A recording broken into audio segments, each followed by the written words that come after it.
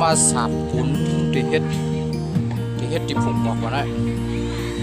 ผมเป็นเขาได้เข้าผมพักการไปเราวันไหนผมพักการหมักผิดนะว้าว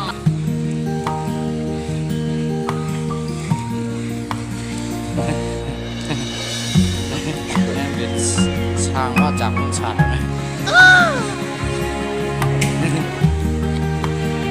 แนมช้างเมืองปัดว้าวนะฝึกอ่ะ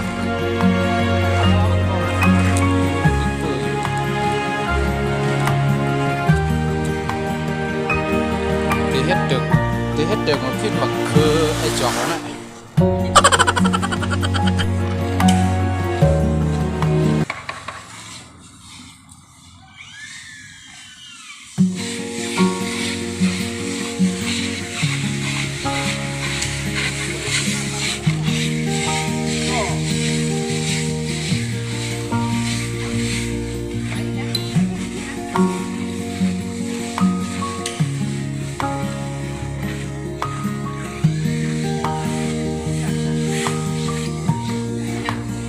กำปงในฝันเยอะกระดานเอาเพียงเล็กขุดหน้านั่ง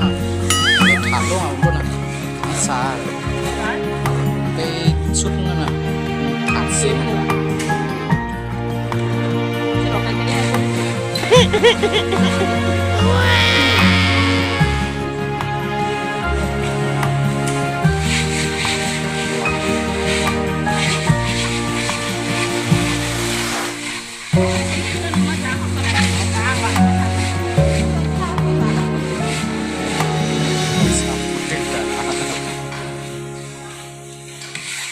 เม็ดร้อยแอลว่าหมอน้ำ